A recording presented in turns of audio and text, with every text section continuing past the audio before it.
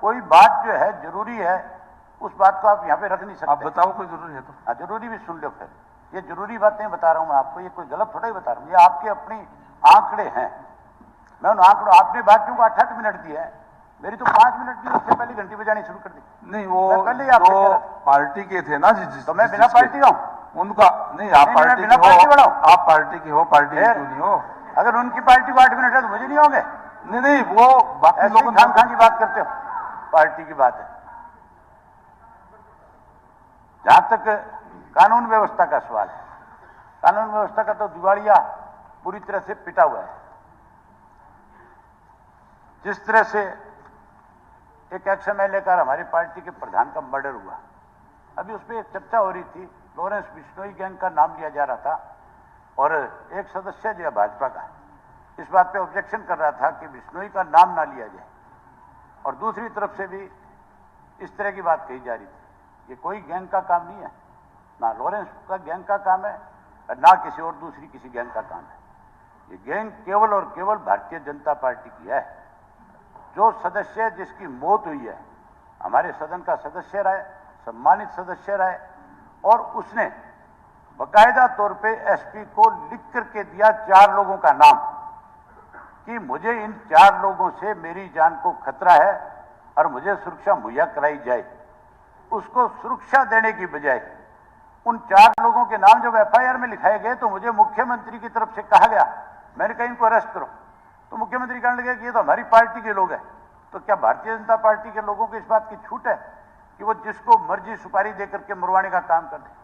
इसका मतलब आपने एक नया और बीजेपी ने खड़ा कर लिया उसमें, जैसे संगठन में अलग अलग जो बनाए जाते हैं सेल, जो है ये भी एक सेल बना दिया बीजेपी ने, एक सेल इस तरह का भी बना लो, इसके ऊपर जवाब दिया था, मर्जी आप मरवाने का काम। आप कल थे नहीं, आप जवाब दिया, चर्चा भी हुई, इस पर चर्चा भी हुई। सुनो, उसके आगे भी और बताता हूं एक बात।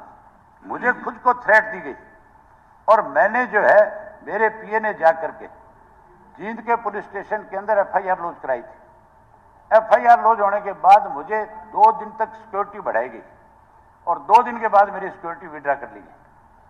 चलो सिक्योरिटी विड्रा करो बढ़ाओ, ये तुम्हारा काम है, ये तुम्हारी जिम्मेदारी है, ये तुमने देखना है। लेकिन उसके बावजूद मैं मोहम्मद मिनिस्टर साहब आपसे ये पूछना चाहता हूं कि मैंने जो दरखास्त लगाई थी, मेरे पीए ने जाकर के दी थी, अब तक उस पर आपने क्या कार्रवाई करी है? कोई आपके पास उस चीज का जवाब है? अब तक उसमें कहां तक तुम्हारी पुलिस पहुंची है, क्या क्या तुमने इस पर कार्रवाई करी है? मुझे आज तक कोई भी इंफॉर्मेशन आपकी तरफ से क्यों नहीं आई?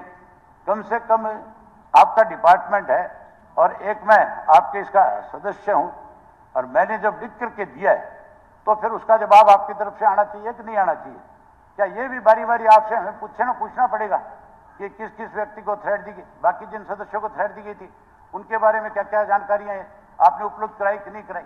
मैं मेरे बारे में पूछना चाहता हूं कि मुझे इस चीज की जानकारी दी जाए और आज ही हाउस में बताया जाए कि आपकी सरकार ने पिछले 8 महीने में मेरी दरखास्त देने के बाद क्या कार्रवाई करी है। उसके अलावा एक और बड़ी महत्वपूर्ण बात है जो बहुत जरूरी है इस हाउस में बताने की, यहाँ पे किस तरह से रोजाना नए नए माफिया खड़े किए जाते हैं। अब एक नया माफिया और खड़ा हो रहा है आपके यहाँ पे। पहले शराब का एक माफिया बनाया गया था जो चोरी करता था, जो आपके